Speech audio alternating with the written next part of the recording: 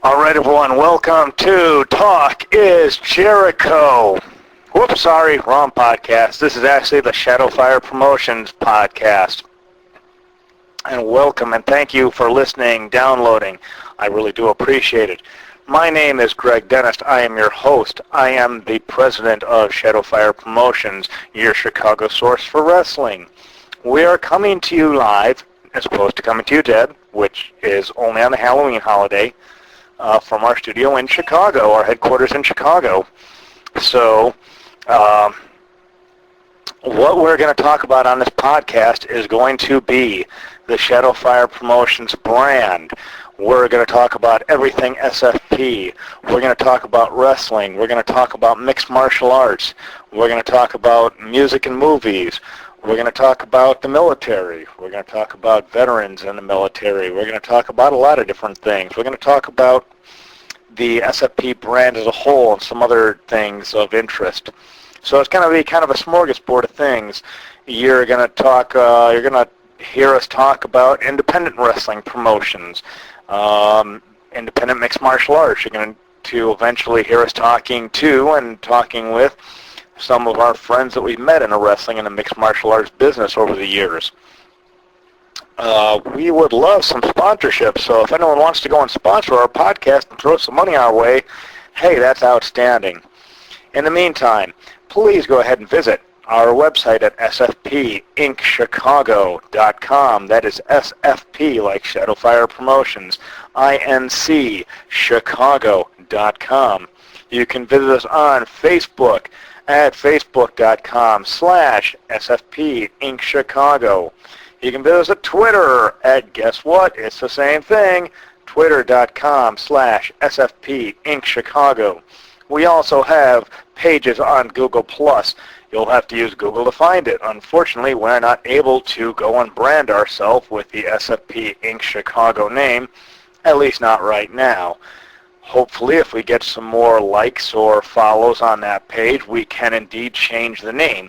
So go ahead and use the Google to go and find us on there. Like our page, we try to have different content across all of our different social media platforms whenever we possibly can. Before I go any further, I'd like to give a special shout out to my friend Nicholas Wadier in Green Bay, Wisconsin. All right, little Mr. Kennedy channeling right there. Actually, I met Ken a couple of times when I worked up in the Green Bay territory. There was a wrestling company that I worked with up there for about 7 or 8 years, and that is how I met Nick.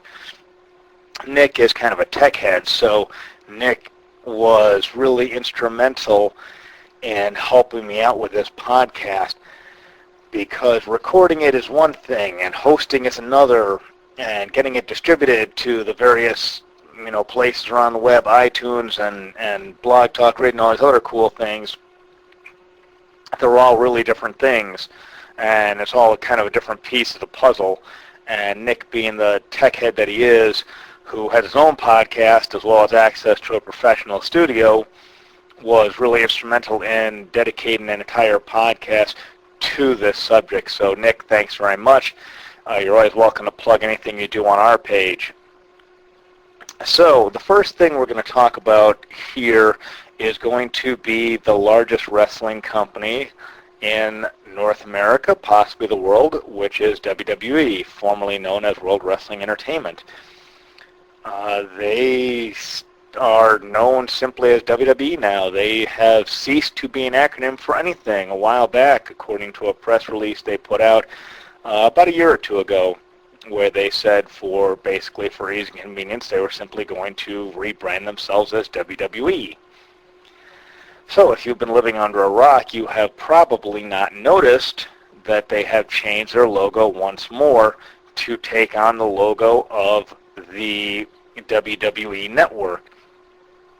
So they've kind of ditched the more graffiti logo that they used to have, what has been commonly known as the scratch logo that they have adopted since roughly the beginning of 1998 during the so-called Attitude Era of WWF, the World Wrestling Federation at the time, to adopt the more more angular logo of the WWE Network. It's kind of very very straight, very sharp angles there, as opposed to the scratch logo.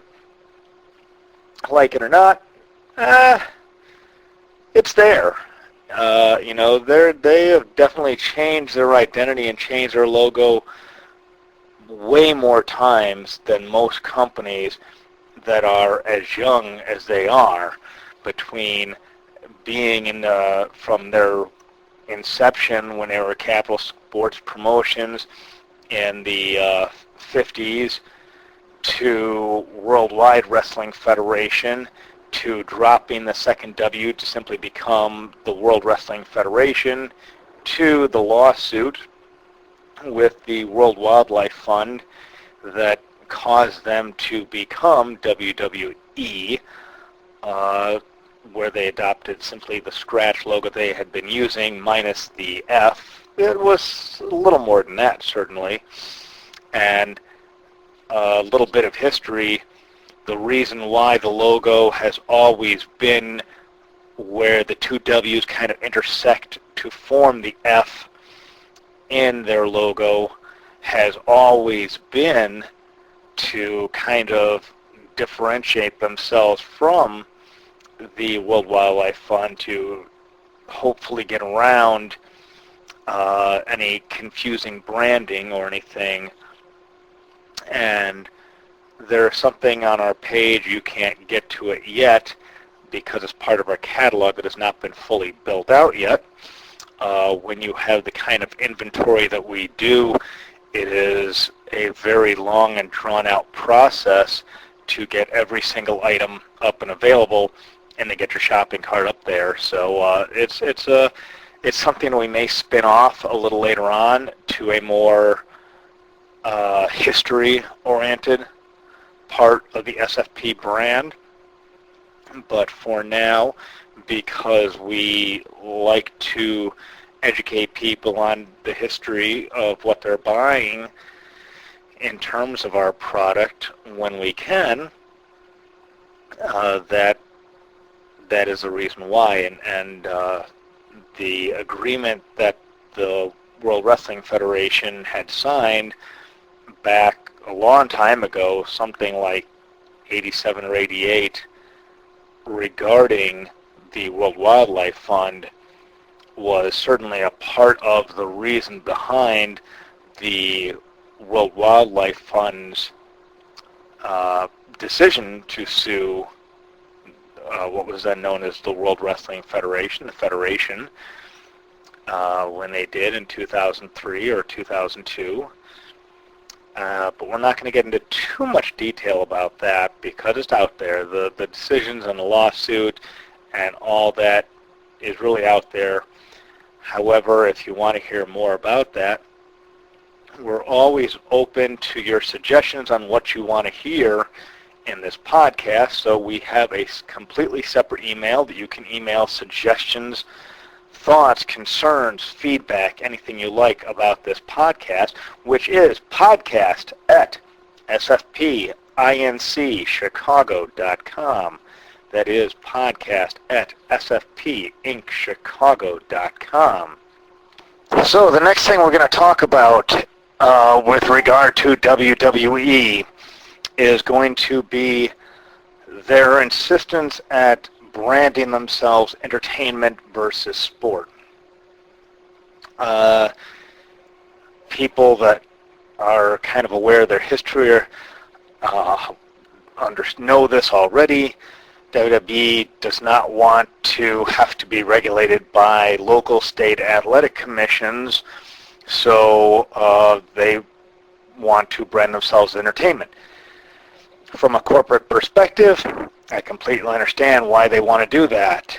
They don't want regulation because it's more money out of their pockets to have to go and pay local state athletic commissions whatever fees they would have to do for putting on a show. So it's much easier to say, hey, we're entertainment. It's not like the pro wrestling business has never faced a shock, if you will, like that before, because There's been plenty of times in the past where, vengeful newspaper writers have gone and printed the results of wrestling shows before. And even as far back as the 70s, there was always some suspicion, if you will, that pro wrestling was entertainment as opposed to sport. So not that, big a deal anymore. However, they have, like all of pro wrestling and like mixed martial arts and like hockey and everything else, they have their own unique set of language. And I'm not just talking about things like spot or shoot or anything like that is inherent to the sport, much like you would talk about checking in hockey or free throws or fouls or anything else like that you would talk about in basketball, or the actual technical terminology of the sport. That's kind of a different thing. What I'm talking about is their insistence on calling their wrestlers performers. We're not wrestlers, we're performers, we're entertainers. And that is kind of a thing where, well, yeah, you're entertainers, okay, but their insistence on being branded an entertainment entity as opposed to a sports entity is one of those things where it's like, yeah, are other sports not entertaining? Is that what we're saying? Are we saying that if you go and see a hockey game, you're not watching something entertaining? Is that it? You go to a hockey game or a basketball game and you say, you know what? This was a great sport, but it's just not entertainment. I just really was not entertained by this hockey game or this basketball game or whatever. The notion of going to such an extreme level just to refer to yourself as entertainment versus sport, and we can't mistake ourselves for a sport because we're not. It's 2014. At this point, we know you're not a sport. That was a given. That was a given, 25 years ago, 30 years ago. That's kind of a given. It's not something where we need to be constantly putting out there, hey, just in case you forgot, this is entertainment. We got to make sure that every 10 seconds we remind you this is entertainment and not a sport.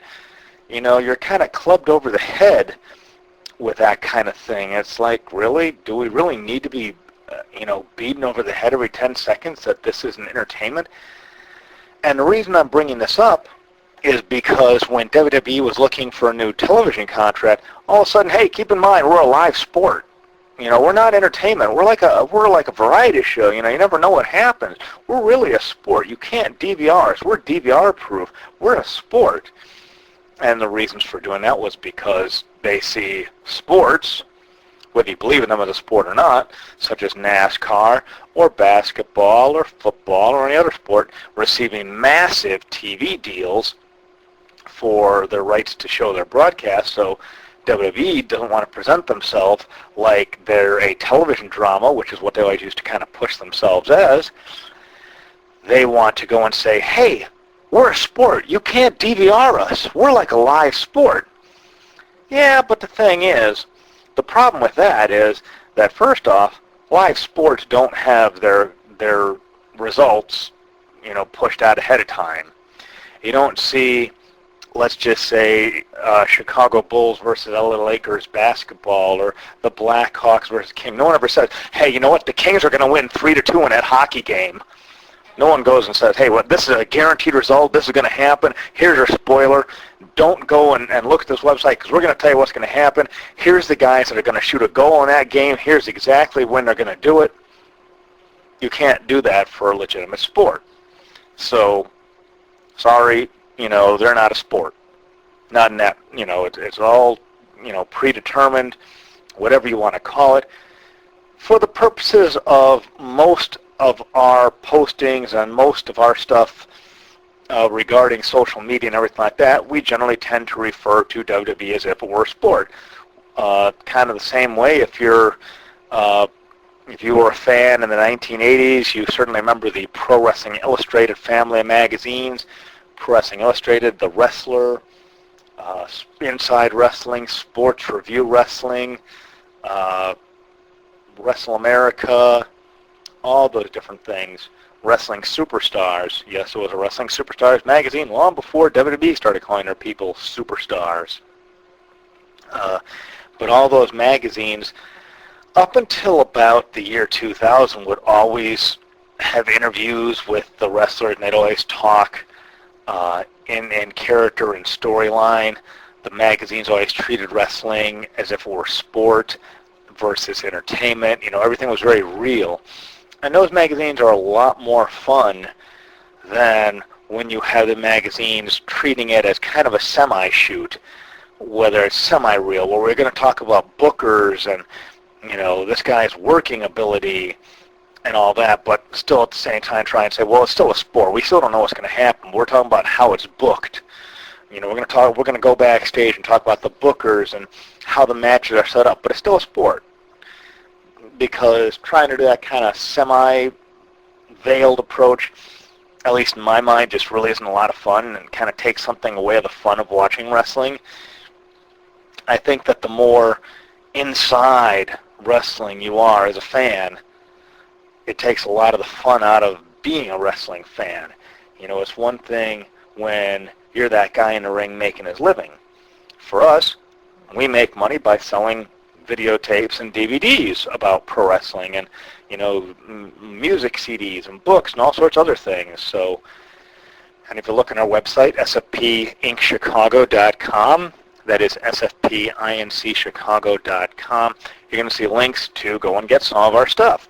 It's a very small selection of our stuff, and there's a lot of stuff that is certainly not on these other websites, because some of it is independent wrestling, some of it is stuff that is import or just doesn't exist anywhere else. A lot of cool stuff.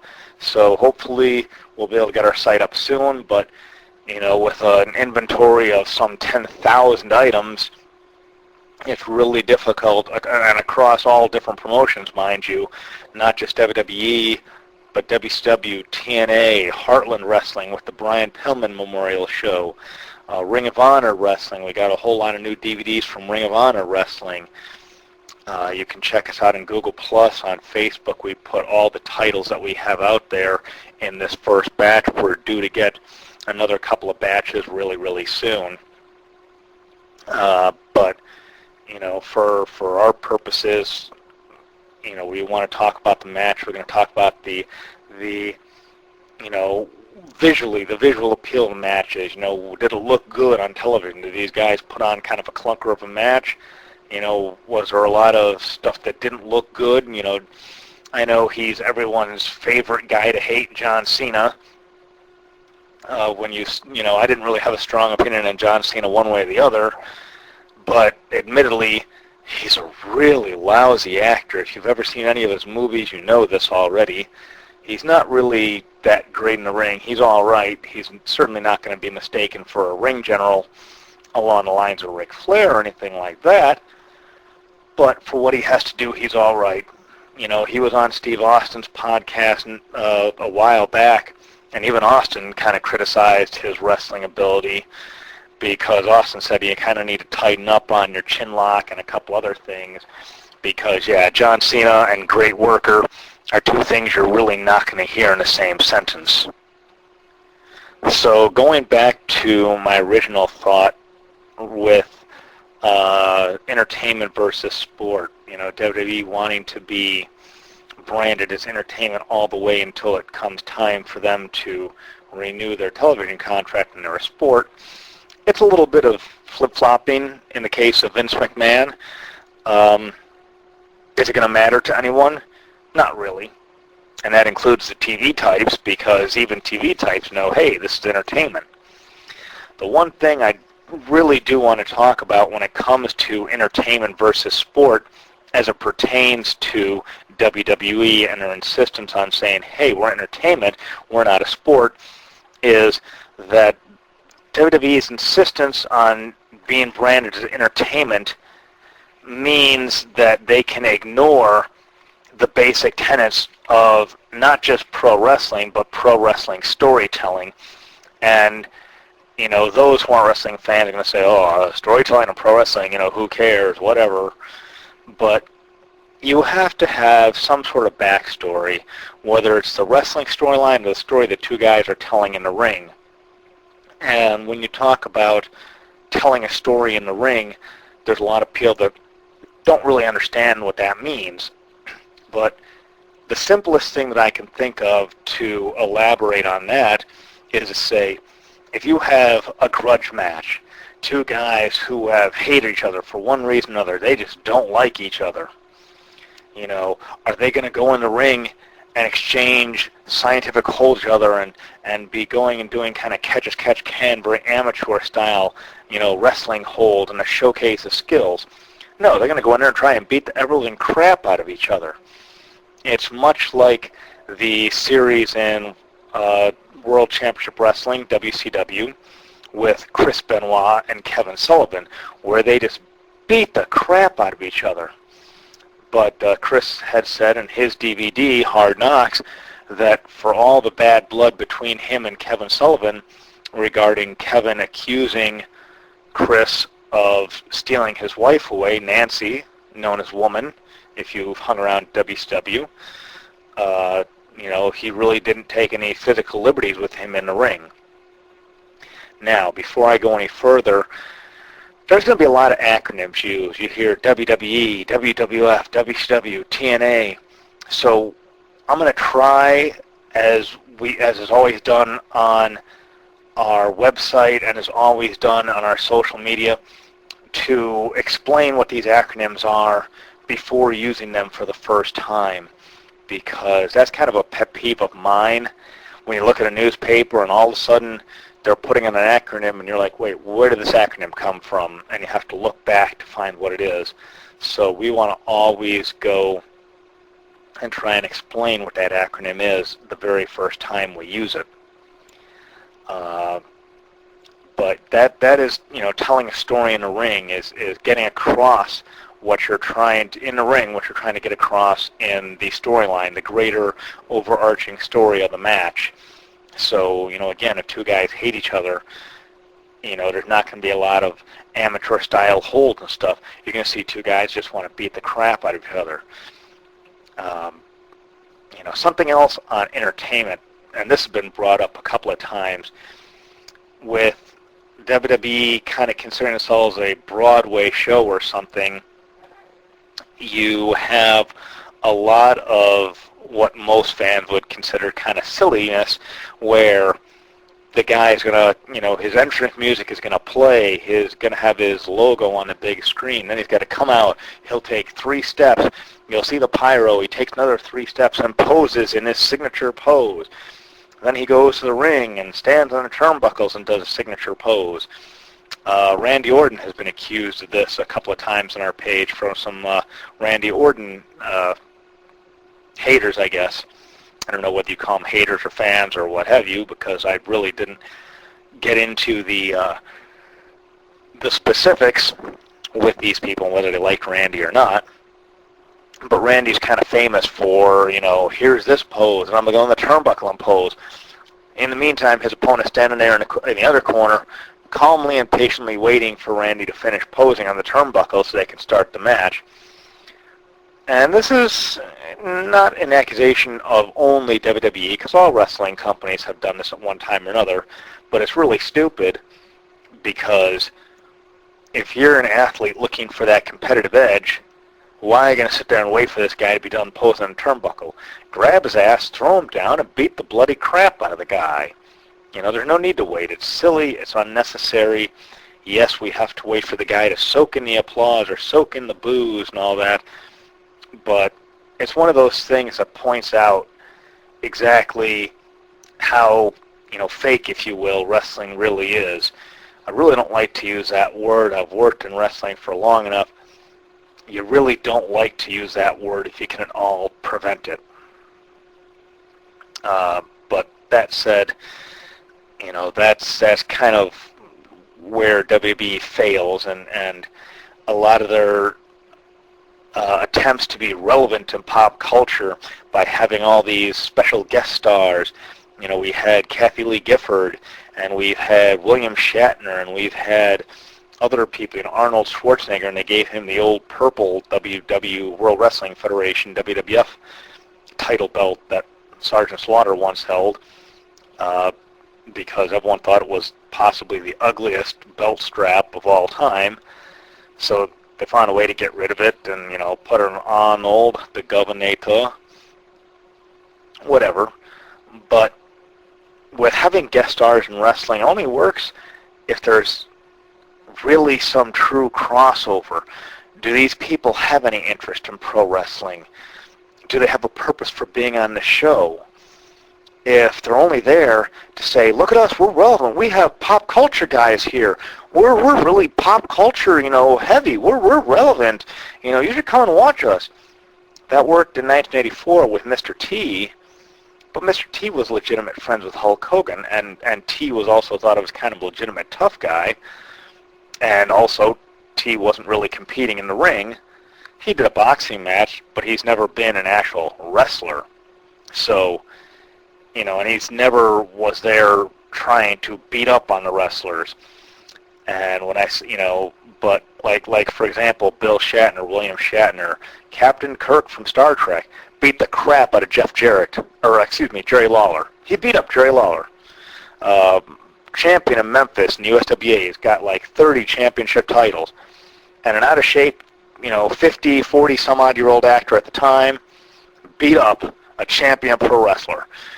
Can you imagine in any other sport where you would have an out-of-shape actor come on there and beat up someone? Could you imagine Michael Jordan or Scottie Pippen or Shaquille O'Neal, or maybe one of the enforcers in hockey, one of those big guys, or maybe some big football player get beat up by some out-of-shape actor? And the same thing happened not too long ago when WWE had on, I forget his name, the actor who played Wolverine in the X-Men saga. They had this guy beat up on a wrestler. They had him punch out a wrestler. Oh, it's so cute, it's so funny. They get to go and play wrestler and punch out this fake wrestler. Ha, ha, ha.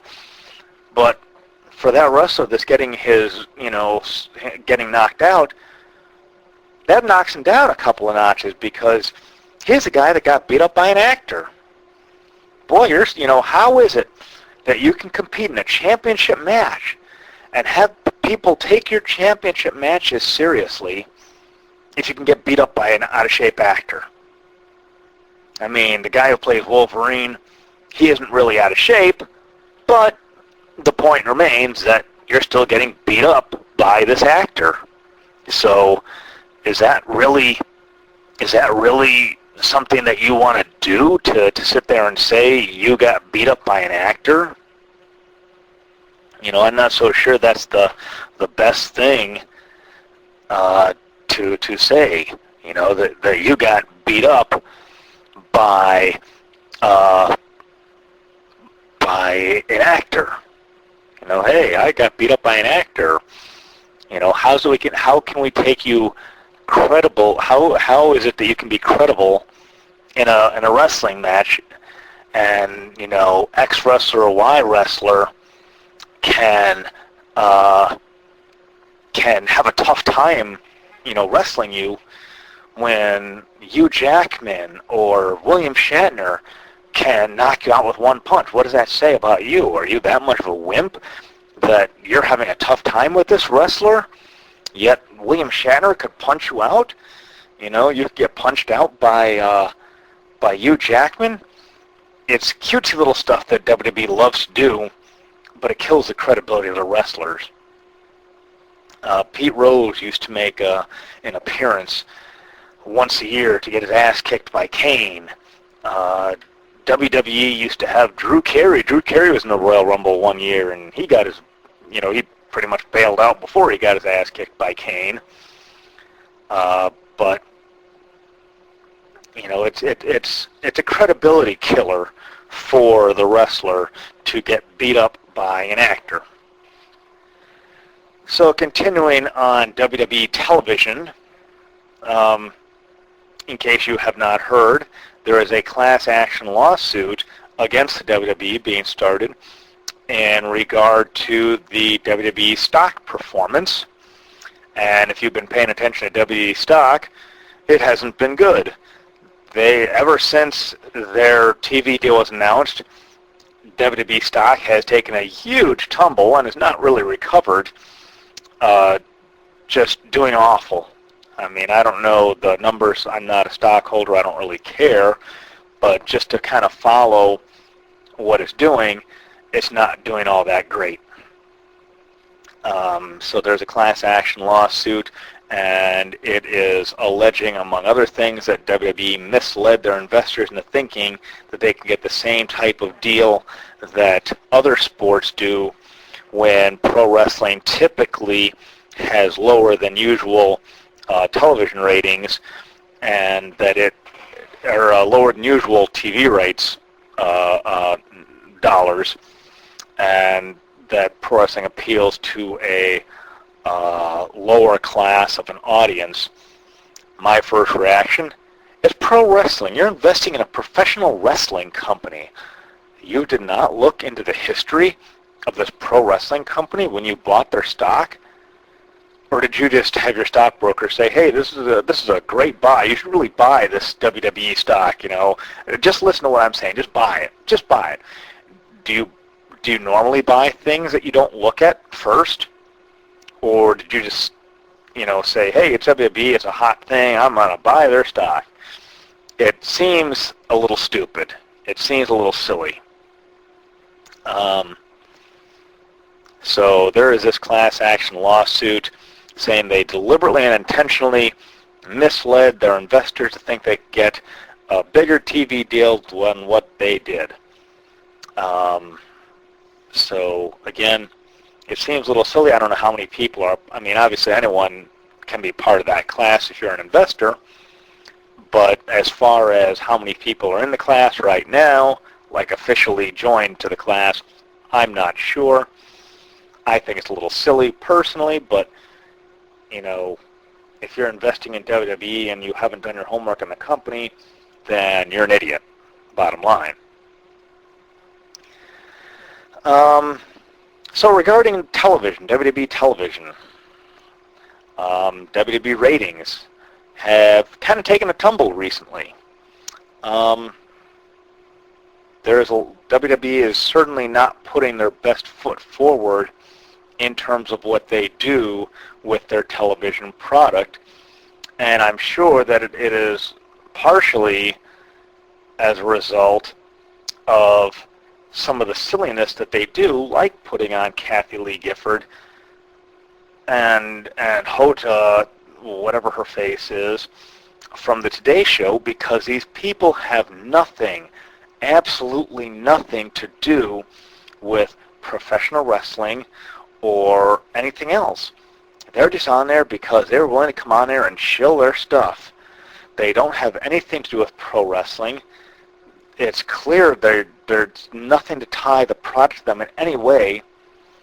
And I'm not sure if people that watch the Today Show are really in WWE's viewing audience. Are these people really WWE's target audience? Are people that watch the Today Show WWE's target audience? Are these people that WWE really wants to chase after? It's kind of like having the members of The View or Oprah Winfrey on WWE's television. Is Oprah or the women from The View really WWE's target audience? I'm trying to understand WWE's their reasoning behind what seems like a fairly absurd decision. However,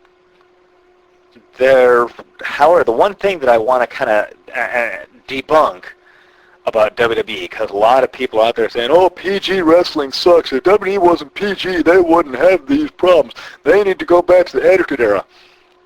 No, they don't. Because cursing and showing nudity and all that stuff has nothing to do with putting on a good wrestling show. The reason why the Attitude Era clicked is because you had a lot of guys ascending the ladder to the top of the company at the same time. You had incredibly gifted performers like The Rock and Steve Austin and Triple H and just all these guys. And you had the undercard being used in a smart manner. Everyone had a part to play at that time. And that kind of magic really just happened all at once. You're never going to have another era of wrestling where they're just firing in all cylinders in such a great way.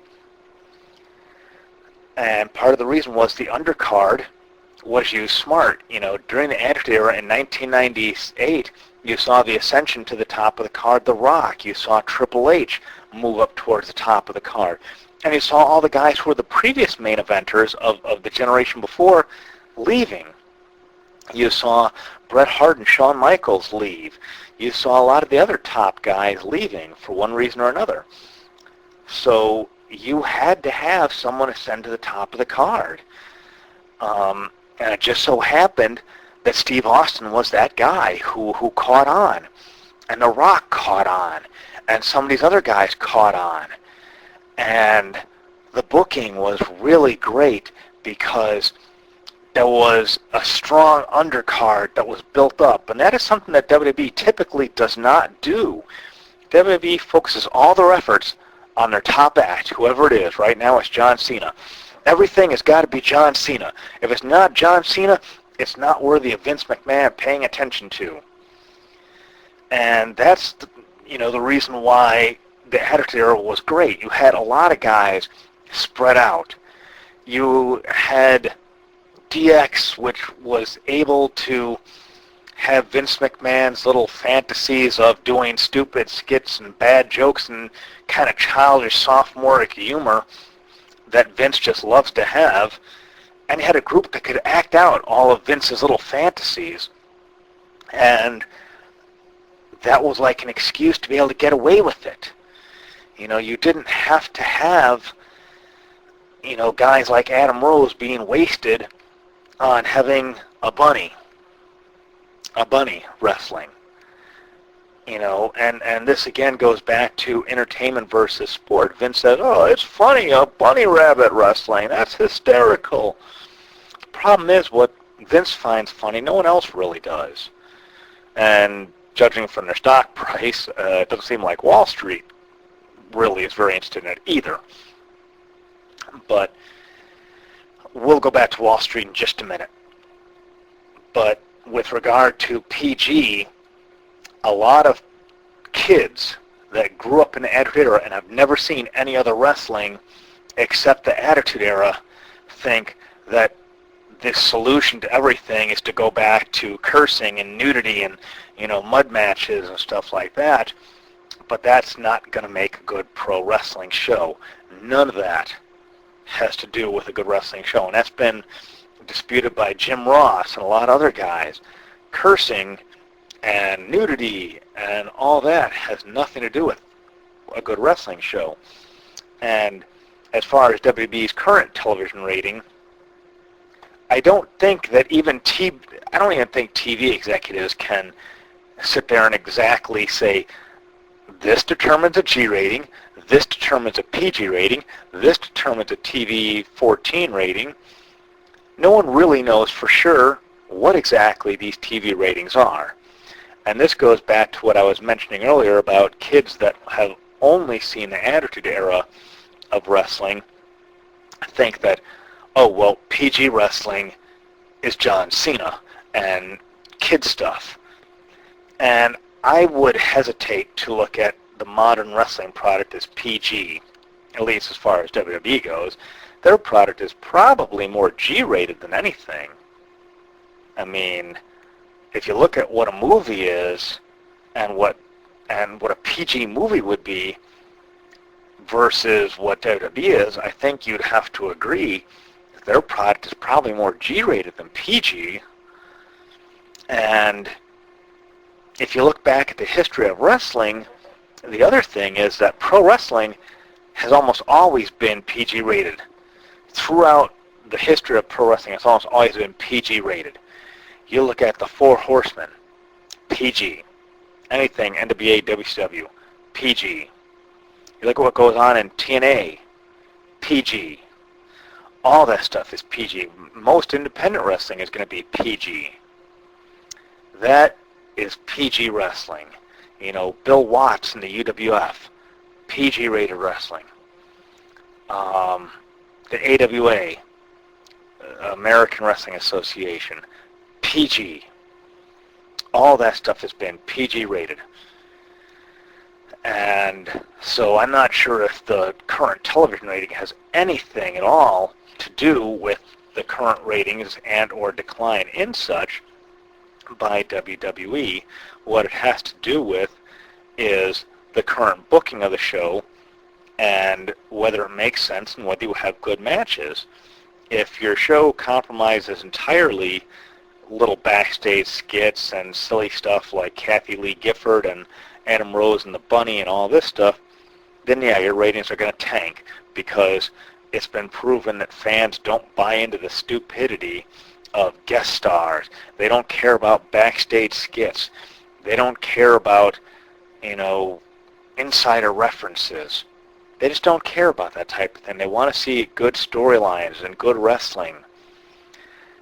You know, and when you talk about World Championship Wrestling and the decline of World Championship Wrestling, there's a lot of parallels right now between what WWE is doing and what World Championship Wrestling, WCW, was doing when they were dying in 2000 and 1999.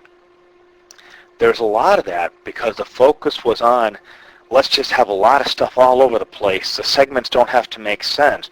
We're going to have our titles mean absolutely nothing. We're just going to defend them on television all the time because we want to have, you know, a higher television rating. And so obviously the solution to a television rating is, let's get a big rating by throwing out all of our titles. We're going to have pay-per-view quality matchups on our television and all this. But then people are expected to buy pay-per-views at vastly increasing numbers. It's like, what, $45 a pay-per-view, $55 a pay-per-view to go and watch a pay-per-view when you probably have had the same matchups done 3 times for free on television. You know, just recently they had the Bella Twins going up against each other. So, and that was on free TV. So why should I care about a future pay-per-view matchup if they've already had all these matchups on television for free? If, you know, if I'm, and that's, that goes into the notion of, as long as Wall Street is happy, then Vince is happy. So Vince is more concerned with looking at what his stock price is than trying to put on an entertaining show that the fans want. And, you know, that's kind of like the WWE Network. There was a comparison that was made saying that if you have a factory and you're going to open up a new warehouse, are your profits going to suffer for that first year? Of course they are, because you just spent a lot of money to build that new warehouse. But in future years, your earnings are going to grow because now you have 2 warehouses. You can expand your product line, whatever that is. If you're making spacely sprockets, you've got 2 warehouses to work out of now. So theoretically, you're going to double your profits with 2 of these.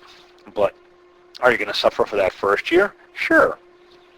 But Wall Street has this attitude of, and this is what got companies like Tyco and MCI and all these people in trouble, Enron, because Wall Street expects you to perform and give dividends on your stock and have an ever-increasing stock price. And if your stock price goes down for, you know, more than a day, people are going to start abandoning the stock. Oh my gosh. So even if you have to do creative accounting and start, you know, committing fraud, then that's what we got to do to make sure that that stock rating, that stock price stays artificially high. So Vince is more, you know, looks more towards his stock portfolio and whether, you know, Wall Street is happy than doing things that the fans want. And that's kind of a mistake, because if the fans are into your product, then they're going to buy more. And if the fans crap all over your product, they're not going to buy anything. You know, that should be just kind of a given. So, that's kind of a mistake on WWE's part. That's the WWE Network. And the WWE was anticipating they would have 1 million sign-ups, and they've kind of stalled out. Most people say about 700 to 800,000, and those numbers may still drop. And the reason why is because WWE is not doing a great job of pushing the network in terms of what people want to see. They should be pushing their video library, all this classic stuff that they have. They've got libraries from all these defunct federations, and they haven't even begun to scratch the surface of libraries that they have and show them on the network. They talk about what a great deal it is to have every single pay-per-view, but they don't really. And they haven't done a really great job at having original content. They had Ledger's House, but they've had that filmed for ages.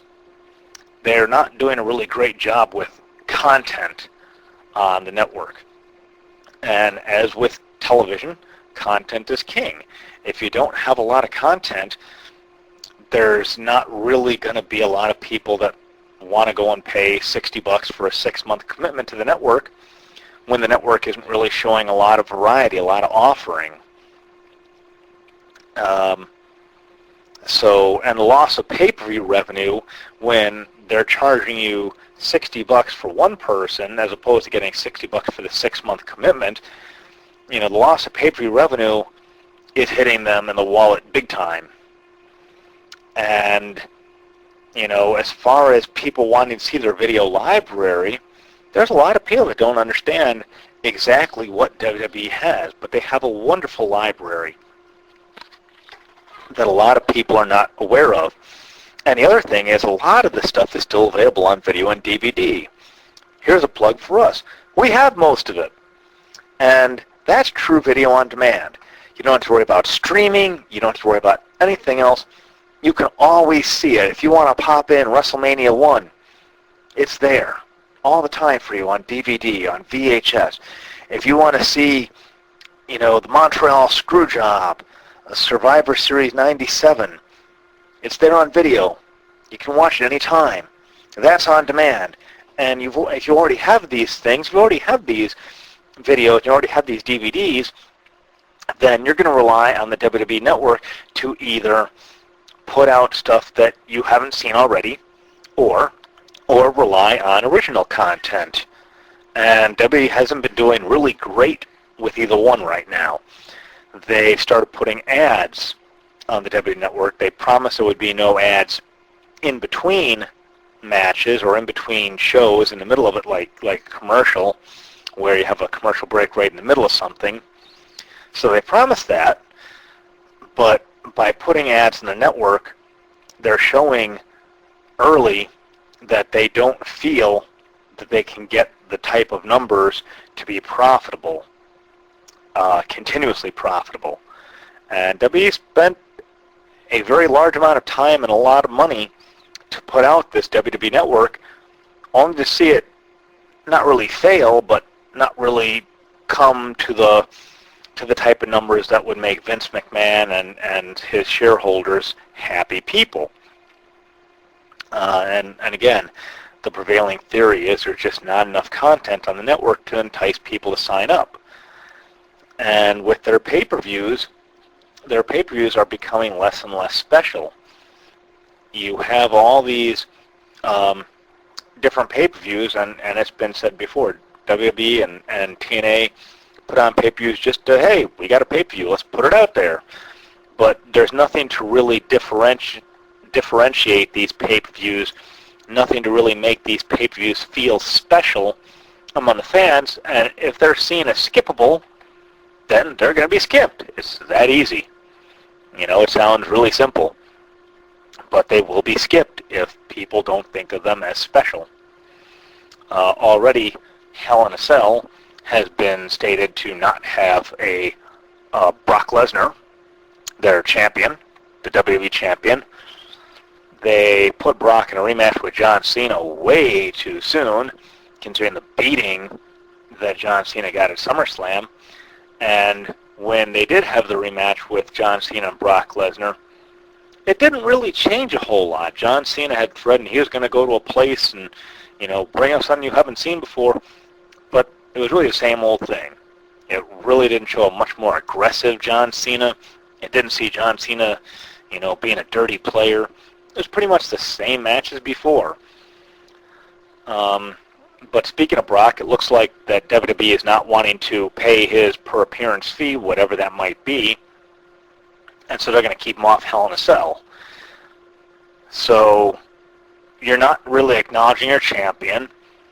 And they could really get away with not putting him on there if they gave a reason for it. If they said Brock is a coward, you could have Paul Heyman come out there and say, Brock Lesnar is choosing not to show up because he doesn't feel like there's enough competition here in WWE.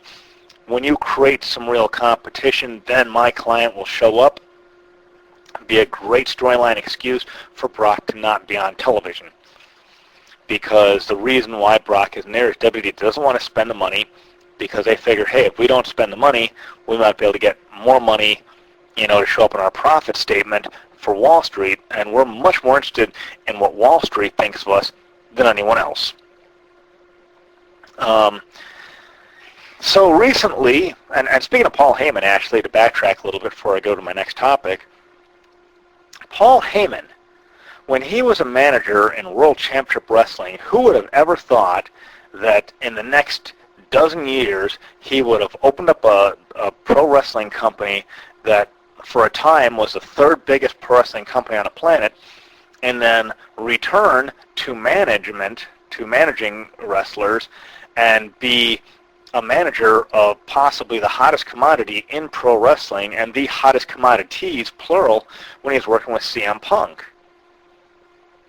Now, CM Punk, going to go and only briefly touch on Punk, but, Punk is suffering from this, or suffered, I should say, from the same syndrome that Brock Lesnar did, where even though he's the one with the belt, John Cena is still pushed ahead of him, which is a mistake. Punk probably drew more than Cena did in terms of fans. He probably sold much more merchandise than John Cena did. And I think this might have been a part of the reason why Punk was very fed up and frustrated with the WWE, because he felt like he was not getting a proper push as the champion. But Vince McMahon, in his effort to please Wall Street, would rather hold up a clean-cut guy like John Cena and kind of a white bread kind of a guy, as opposed to a controversial, speaks his mind, tattooed punk that is CM Punk. In reality, Punk's a really nice guy. I met him a couple of times at wrestling shows. Nice guy, but he's not what Vince McMahon would want to have put out in front and say, here's my champion, here's the guy that represents my company, because he's more concerned about his public image than anything else. Real quickly, WWE is putting out a new Randy Savage DVD, so they have absolutely no problem in going and taking Randy and making money off of this guy. They still won't acknowledge why he left the company in the late 90s and has never been mentioned on television since, but they're going to put out a new DVD about the guy. All I can say is I hope that it doesn't have Matt Stryker and Maria hosting it, because they hosted the Ultimate Randy Savage collection, and it was terrible. WWE really needs to stop scripting their people to do unfunny stuff. It was clear they didn't really know anything about Randy Savage. They didn't really care. They were just reading off whatever the teleprompter said they should do. Well, okay, you're doing what you have to do, but it ended up looking very stupid, very forced, very scripted, and ended up making the overall presentation really crappy. The WWE Performance Center has not been mentioned recently, but it's kind of amusing in an ironic sense how WWE swore up and down that no one would ever appear on WWE programming unless you went through the WWE Performance Center, yet we haven't really heard anything about anyone going through the WWE Performance Center. Most of the new people they've hired have all been from the independent wrestling companies. You have The Shield, Dean Ambrose, and the former Jon Moxley. and Seth Rollins, the former Tyler Black, and you have Roman Reigns, who is part of the family that includes The Rock. And these guys didn't go to the Performance Center. They all came from Indies. Cesaro, Claudio Castagnoli from Ring of Honor as well. So all these guys coming up from Indies, but not to the Performance Center. So we haven't really heard a lot of the Performance Center. There is one name that has at least, he hasn't gone through the Performance Center, but he's been in talks. His name is Tim Weesey. I guess that's how you pronounce it. I spoke to my resident soccer expert, Shannon Williams, Shannon Shae Marie. You can find her on Facebook at facebook.com/ShannonM10. Great actress, good friend, really smart girl. Definitely check her out on Facebook. She's got a play coming up in early November. It's actually October 31st, November 1st, November 2nd. It's at Naperville at the Center Stage Theater, Naperville, Illinois, if you're not in Illinois. And Tim Weesey is a soccer player. He's an international soccer goalie. He is from Germany, I believe, if memory serves. He's an international soccer goalie, and he has been contacted by WWE to potentially become a WWE superstar. He is apparently a muscular fellow, and he's got the type of build that WWE kind of salivates over. So, you know, they've talked to him, and he's not necessarily said that he is against it. He just said he'd have his agent look into it. So that's kind of an interesting sort of thing. So we're going to move on from WWE to World Championship Wrestling. We're going to talk about our first defunct promotion here. World Championship Wrestling, a lot of people love to crap all over WCW, World Championship Wrestling, WCW.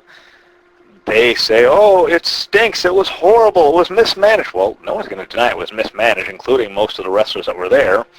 But for anyone who says, oh, it stunk up the place, was never any good, oh, this and that, then I think that those are people that don't necessarily know what the company was, didn't have a lot of history with the company, because it was obviously, for a time, it had eclipsed WWE, the World Wrestling Federation at the time, as the number one promotion in North America.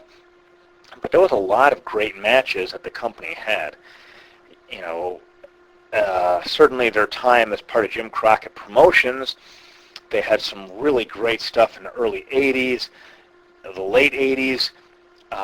For example, Chi-Town Rumble, great match, main evented by Ricky Steamboat versus the NWA WCW champion, the NWA National Wrestling Alliance. Chi-Town Rumble, 1989, Rick Steamboat versus Ric Flair for the championship. Once Ricky Steamboat won the title, they had the rematch the next month at Wrestle War in Memphis, Music City Showdown. And then from there, we went and seamlessly went to the Great American Bash, and the pay-per-views were really smooth. They led into each other well. The next one is going to be the rematch at Wrestle War. At Wrestle War, when Ric Flair reclaimed the belt, Terry Funk, who was one of the ringside judges, went up to congratulate Rick and said, Rick, you're a great champion, and, you know, I'm a former champion myself, and I think that I should get the first match against you. And Ric Flair looked at him and said, you know, while you were gone in Hollywood making movies with your buddy Sylvester Stallone, I was here defending my championship title. And you're not in the top 10. I don't have to face you. And Terry Funk went on to attack Ric Flair and went and pile-drived Ric Flair through a table, which in 1989 was a big deal. And going through a table was something that could cripple you. It wasn't like the modern era where tables are, hey, if you get pile-drive through a table, you don't need to sell it all, just go back right to your next spot. Tables doesn't hurt. Going through a table doesn't hurt at all. You know, at least the wrestling is fake discussion that I had earlier on. But Rick and Terry Funk had a match at the Great American Bash in 1989. A great match, an I Quit match, really good match. If you don't have those videos, go out and find them. Preferably through me, through Shadowfire Promotions. Go ahead and get them. We probably have them available in our library somewhere. You say, okay, that was the early days. What about later on? Well, in 1996, they had the Great American Bash, and that had Steve Mongo McMichael teaming with Kevin Green at that time of the Panthers, the Carolina Panthers, and they had the match against the Four Horsemen. I think it was Arn Anderson and Ric Flair. Great tag team match. They had Bobby Heenan there as a manager. They had Coach Randy Savage. They had Woman. They had Deborah McMichael. They had Tara Green. And for having all these people, it really flowed very smoothly. It was a really great match. It made sense in the storyline. It was really great. Obviously, Bash the Beach, which featured the beginning of the NWO, the New World Order. So, and you want later than that, we can go up to Super Brawl in 1998, which featured Scott Steiner turning on his brother Rick to join the New World Order, joining Scott Hall and Kevin Nash, the Outsiders, and actually literally handing them the WCW Tag Team belts. We're going to talk about Eric Bischoff and Vince Russo. Eric Bischoff, who is probably the most successful executive vice president of WCW. He probably was. I don't think there's any doubt. He was absolutely the most successful executive vice president of WCW. Unfortunately, he probably didn't understand wrestling as much as he thought he did. You'll see on the Monday Night Wars DVD how Eric says, my goal for WCW was to make fans say, well, that's fake, but this right here, this is real. So his kind of goal was to do whatever he felt made people come and turn to wrestling because they felt it was more real. And former matchmaker, booker, Vince Russo, who had come from the World Wrestling Federation at the height of their most successful era, the Attitude Era, had come to World Championship Wrestling and was used there to hopefully make WCW, the number one wrestling promotion. Certainly Russo felt he was the reason behind the World Wrestling Federation's massive success. It didn't quite turn out that way. Vince Russo proved with his run as the booker for World Championship Wrestling that he really needs an editor for some of his ideas, because some of his ideas are really, really awful. Vince Russo has been kind of dubbed the inventor of Crash TV. I'm not really sure what that meant, so I'm not going to use the term, but Vince Russo liked to have a style of television writing where he said his theory, his philosophy on TV writing was, don't give the fans a minute to breathe, because if you give them more than 5 seconds without something going on, they're going to change the channel, and we can't have that. So we're not going to space anything out. We're not going to give people time to let any matches sink in or any match builds or anything. Everything's got to happen right away, immediately. So if you have 2 hours TV time, there better be 1 hour and 55 minutes worth of action, and we're going to have those other 5 minutes, devoted to commercials or whatever. But don't give fans a moment to breathe, because otherwise I'll change the channel. And that proved to be kind of a disastrous booking philosophy. Didn't quite work out the way Vince wanted it to. And WCW failed for a variety of reasons. A lot of the reasons, again, you see WWE doing the same mistakes. And WWE is a great example of about the old cliche about if you do not learn from history, you'll be condemned to repeat it. WWE has pretty much made the titles mean absolutely nothing, because the only time they care about their titles, especially the lower titles, is going to be during the Night of Champions pay-per-view. But other than that, they generally just don't care about their titles. WCW proved during the last couple of years of their existence they didn't care about titles. Title belts are props. They're just, put on a guy, just whatever. It doesn't matter. WWE is showing right now with Brock Lesnar, they don't really care about the title belt. John Cena's the star. If he doesn't have the belt, he doesn't want the belt. And that's all good. But that shouldn't be. It shouldn't be that way. Your titles should be the most important. You should never have a situation like, for example, hockey, where they say, well, The Stanley Cup isn't really that important. Just knowing we're a good team, that's satisfaction enough to know that we're good. Stanley Cup, not at all important. Basketball, the World Championship, being an NBA World Champion isn't really that important to us. Playing good basketball is a much better consolation prize. And if you're a fan of any sports and you hear someone talking like that, you're going to see how ridiculous it sounds as it pertains to pro wrestling.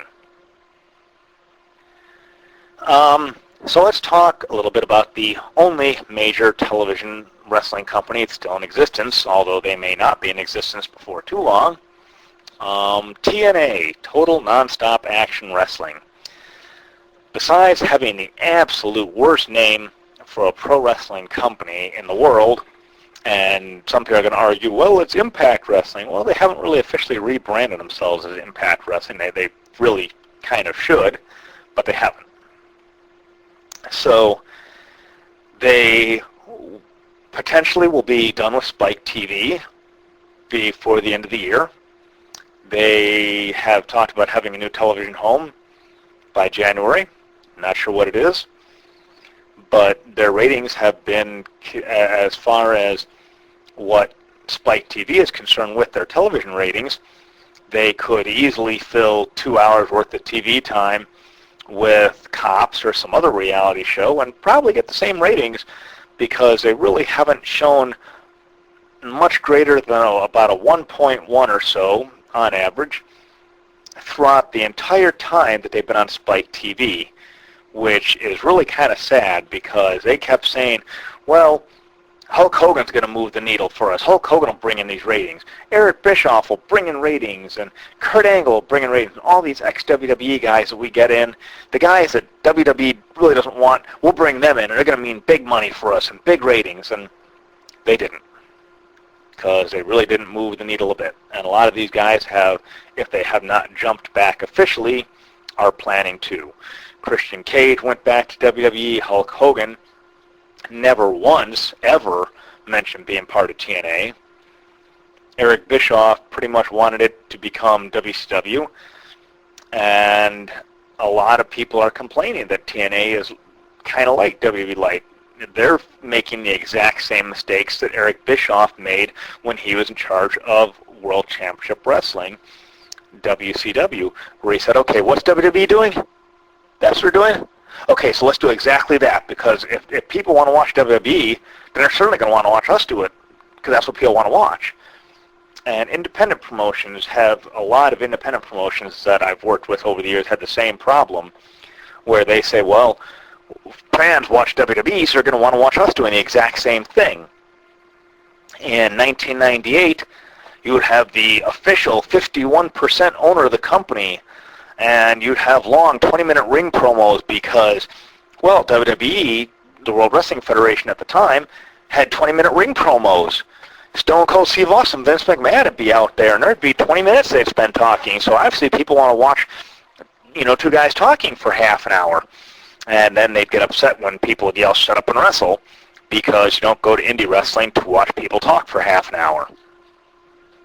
But the promotion often been accused of being kind of WWE Light, which is an accusation that dogged WCW in the last couple of years before that promotion folded, and now TNA is facing the very real possibility of them folding unless they really get their act in gear. And it's a shame. I certainly don't like to see any wrestling companies close, but you've wasted a lot of the best in-ring years of a lot of the homegrown TNA guys. AJ Styles and James Storm and Bobby Roode and a lot of these guys who are just so ultra-talented, and, Samoa Joe, all these guys, and some of their best years have been wasted in TNA because they weren't showcased there. They were portrayed as being secondary to the ex-WWE, ex-WCW guys. They said, okay, our hard justice, we're going to call it hardcore justice, and we're going to feature a lot of old Extreme Championship Wrestling guys. But magic like that doesn't really happen a second time like that. Extreme Championship Wrestling, ECW, came and went. And it had a lot of great years, and it inspired the Attitude Era, and it inspired a lot of guys who are in this business right now that probably would not have got a chance elsewhere. But to sit there and try and recreate the magic, just like they were trying to do with WWE, didn't work. No offense to any guys that were in the original Extreme Championship Wrestling, but I don't think anyone really wanted to see them try and stage a comeback. And I think that the buy rates kind of reflected that. TNA suffers from the problem of not having a consistent direction of where they want to go in pro wrestling. They don't have a vision for the company and say, where do we want to move as a company? They've wasted the X Division. They really haven't established the X Division. I say it's not weight limits, it's no limits, but they really haven't said what that means. You know, okay, it's no limits, so, but it's mostly featuring the cruiserweight guy. So is it really a cruiserweight division? Is it a fancy name for a cruiserweight division? So whatever with them. And, you know, as far as independent wrestling goes, I had this argument with a couple of my friends who are wrestling promoters.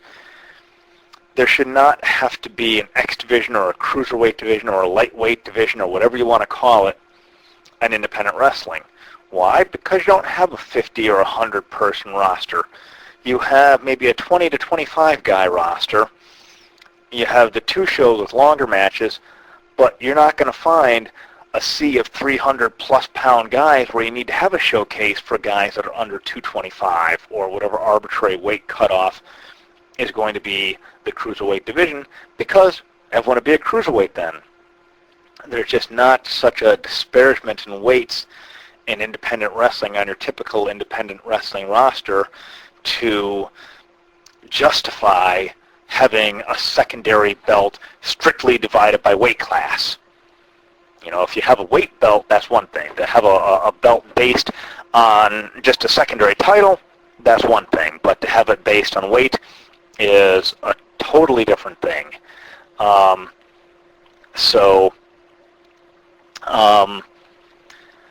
Let's go and kind of move on a little bit. We're going to talk a little bit more about TNA briefly. We're going to talk about Bully Ray, the formerly known as Bubba Ray Dudley in WWE and World Championship Wrestling, or excuse me, Extreme Championship Wrestling. So we're going to talk about Bully Ray. We're going to talk about the physical transformation of the former Bubba Ray Dudley. Who would have ever imagined that Bubba Ray Dudley would be referring to himself in 2014 as Cavzilla? Who would have ever thought that he would have gotten himself into shape when Bubba was kind of a fat ass, and I think Bubba will admit to that. He was kind of a lard ass. So I don't think anyone would ever say otherwise, because he was. But who would have thought he would have had such a great physical transformation in terms of, you know, the way he looks, you know, being fit. I mean, here's a guy who's past 40, and he's probably in the best shape of his life, and he's completely reinvented himself as a singles wrestler as Bully Ray. And he admitted in his podcast with Chris Jericho, or Chris Jericho's podcast, I should say, that he does not believe he could do the same type of Bully Ray character that he could in WWE. I think he's gone from there now, gone from TNA, that is. So, current events. This was posted actually to the Shadowfire Promotions Facebook as kind of a goof, but, you know, in the news there's all this talk about the Islamic State of Iraq and the Syrian ISIS, and it's always ISIS this and ISIS that. And I can't help but thinking that anyone who was kind of a kid or a teen in the 1970s hears ISIS and they keep thinking of Joanna Cameron in the white tennis dress. Maybe it's just me, judging from the reaction that the Shadow Fire Promotions Facebook page got when that comment was posted. I'm going to suggest that there is probably a couple of other people that thought the same thing. Obviously, the tennis dress, honestly, the tennis dress and Joanna Cameron is what most people think when they keep hearing ISIS. So, obviously, it's not just me. But anyway, the Ultimate Fighting Championship. We're going to talk about mixed martial arts, known as MMA. We're going to talk about the UFC. Specifically, two things specifically with them. The evolution of the Ultimate Fighting Championship and what they used to be, if you look back at UFC 1, where it was pretty much gentleman's rules. No hair pulling, no small joint manipulation, no eye gouging, to this huge international sport that attracts the best in mixed martial arts. It's just been an incredible evolution for them on what they've done from a sport that was dying on the vine, if you will, in the mid to late 90s, and just the transformation that they went to what it is now. If you caught someone who's only been a fan of mixed martial arts in the UFC for the last couple of years, they probably wouldn't believe you if you told them that the UFC was very close to dying at one point in time. So, that's really incredible, the change that they've gone for what they've done. That's really great. And obviously, WWE has talked about the reasoning behind the WWE Network was they felt, there was declining pay-per-view buys, and they felt they could, monetize better by, instead of going and raising the prices of their pay-per-views all the time to get more money for them, keeping in mind that with pay-per-view, the cable company takes out about half of what you make on them, takes out about half the price of it. Howard Stern had mentioned it once a long time ago for his pay-per-view, especially said, I'm never doing pay-per-view again. The cable companies take too much money out of it.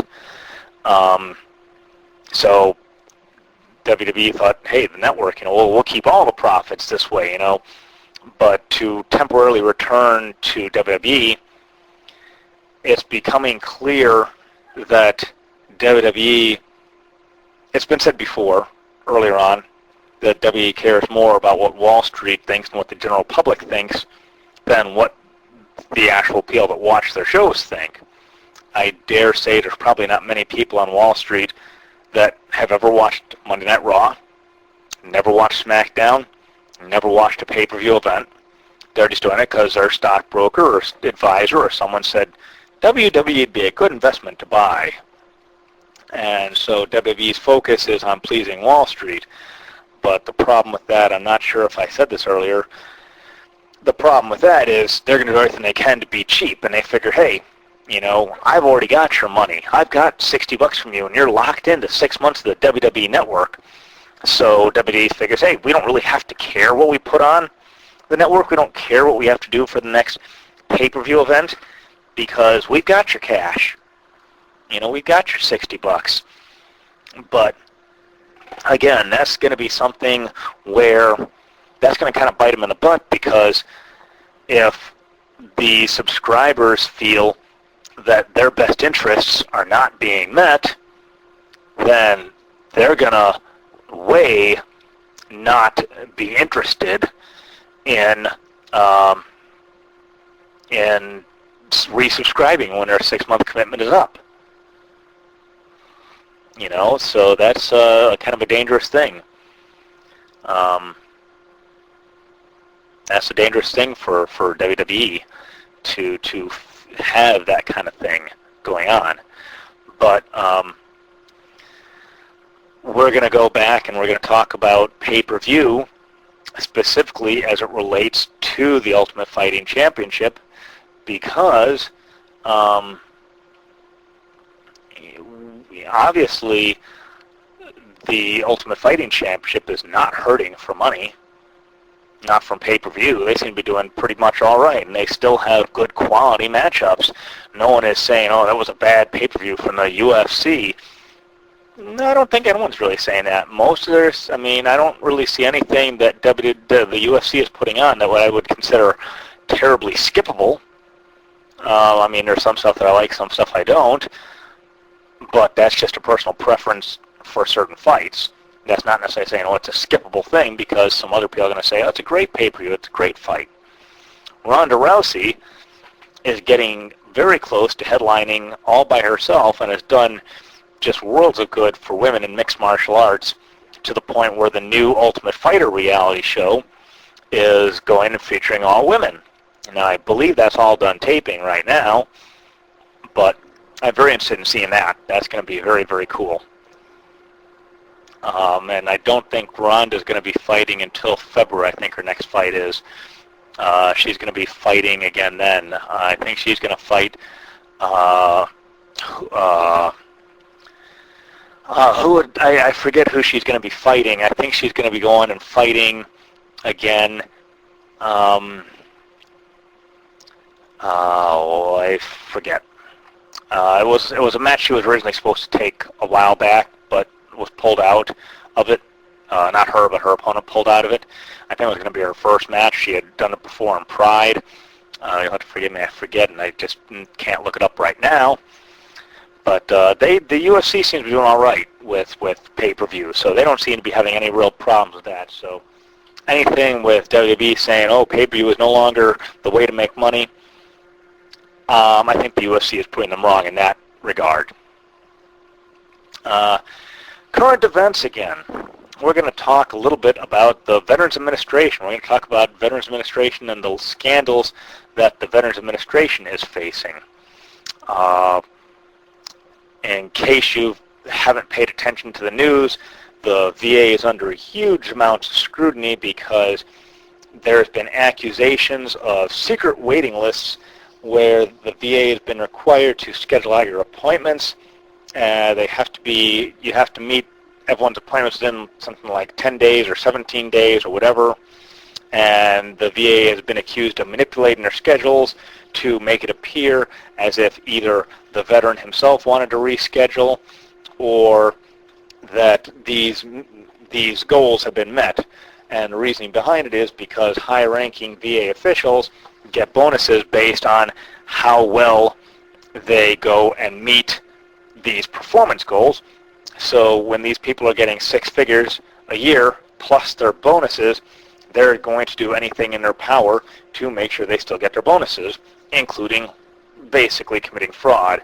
And that's what it is when you get right down to it. It's committing fraud against the federal government to claim these bonuses for performance goals that have not been met. And the ultimate problem with that, besides hurting the veterans that are obviously in need, is that like the post office, which unfortunately I have to deal with almost all the time when I'm shipping out stuff, is that the VA are government employees, so it's virtually impossible to fire them. So if you go to the post office and you look at why the postal employees are always rude or, slow or whatever, it's because they don't care and they don't have to care. They don't have to care because they're paid a whole lot of money, way more than most people are making, because they're technically a pseudo-government employee, and because it's virtually impossible to fire them. So it's when you have a lot of money and performance is something that's not a factor in doing your job, jobs like these are what attracts a certain type of person. And it's going to attract the lazy and the rude and the people with no ambition, because they know, hey, once I get this job, I can't be fired, so I can do whatever the heck I want. So unfortunately, these people are under investigation, and the President Obama has made it so it's easier to fire these guys, but easier is kind of a misnomer, because you still have to go and put in a request for this person to be fired, and then they have to get an investigation, and you have to gain approval from a committee whether it's okay to fire this person. And then even when they're fired, then they have 30 days to go and protest their firing, and they could potentially be rehired. It's a total different thing from the civilian world where they say, you're fired, get the hell out, and you're done. There's no appeals, there's no nothing. And there's really been nothing mentioned in all these scandals about the fraud. Is the government going to be pursuing fraud charges against these people that went and stole from the government? Because that's what they stole from the government. Are there going to be fraud charges filed? Are there going to be any repercussions? When they get fired, are they going to be able to protest their firing and get hired back? Several of these people said they pursued retirement as opposed to waiting to be fired. So are they going to collect all their retirement bonuses? Nothing has really been talked about these things, and that's really important because in the end, it's your tax dollars and my tax dollars that are going and funding the Veterans Administration. And who gets hurt by this? The veterans. The veterans are being hurt by this. The people that are coming back from Iraq, Afghanistan,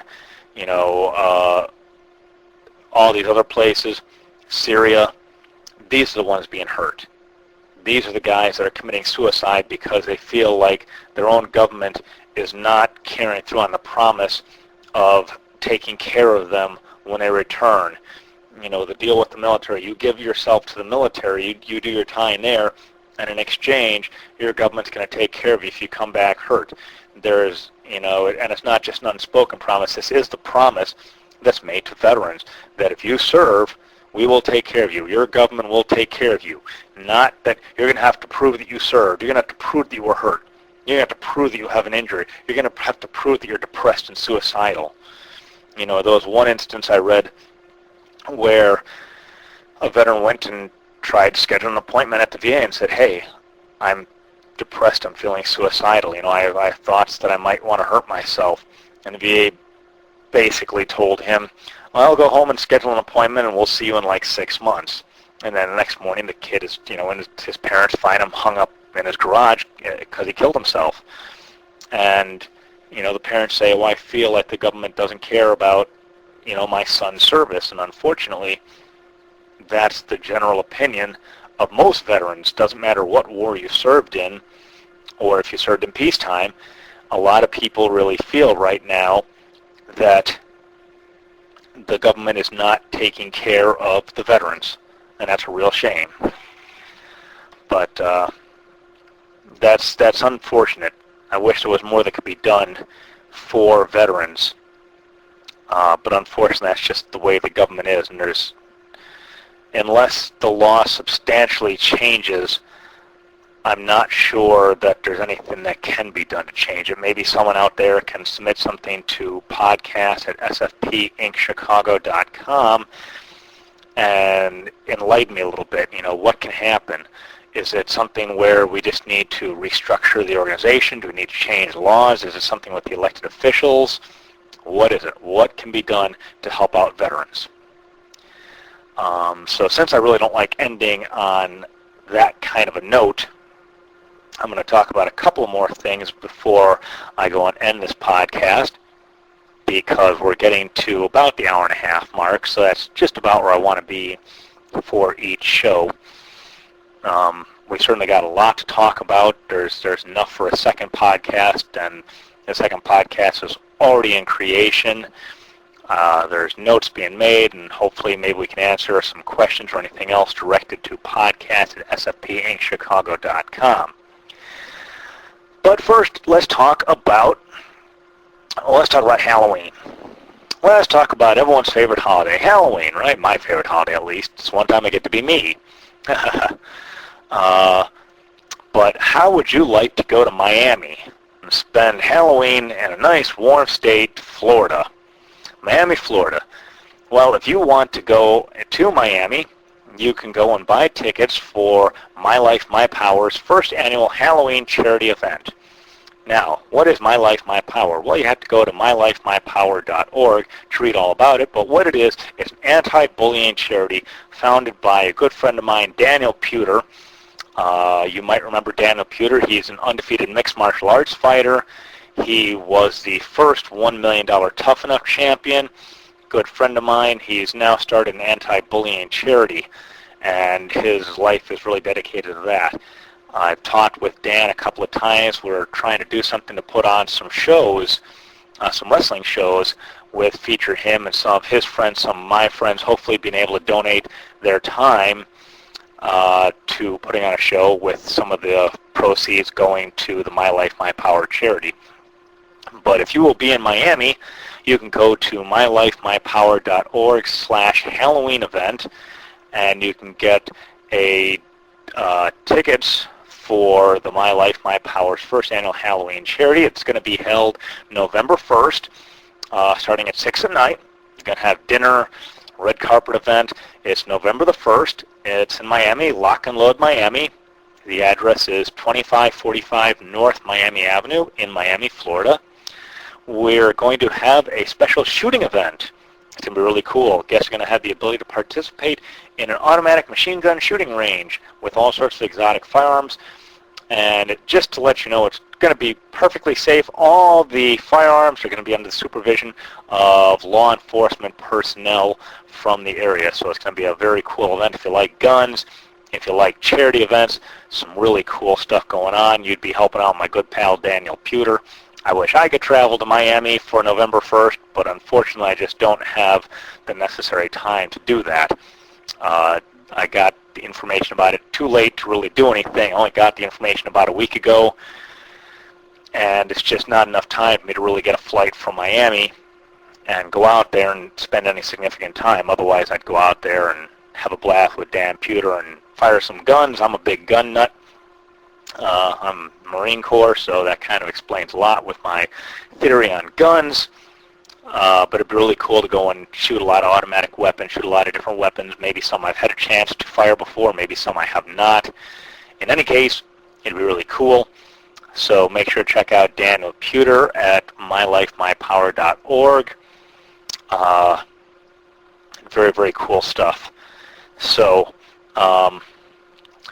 also, the final thing we're going to talk about before I go and give my plugs to everyone that needs another plug, which is mostly the Shadowfire Promotions brand, I want to talk about something that I don't get any money whatsoever for plugging, but I'm plugging it because I think it'd be kind of a cool thing.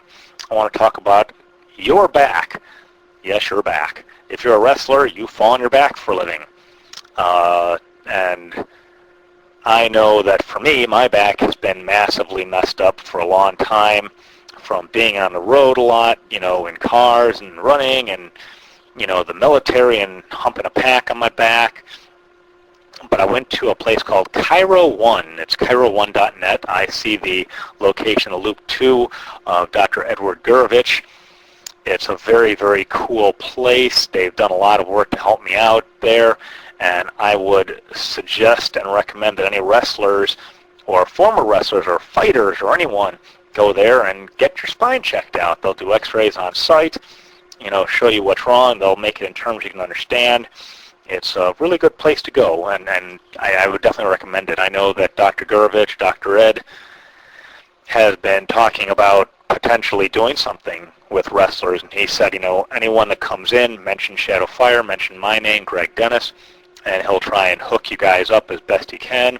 So I talked to him, and I'm going to give a plug out to him. I think what he does is great. He's done a lot of help for me. He's kind of extended my athletic career. You know, my knees were in really rough shape from years of doing hill hiking and running and road races on cement and all that stuff.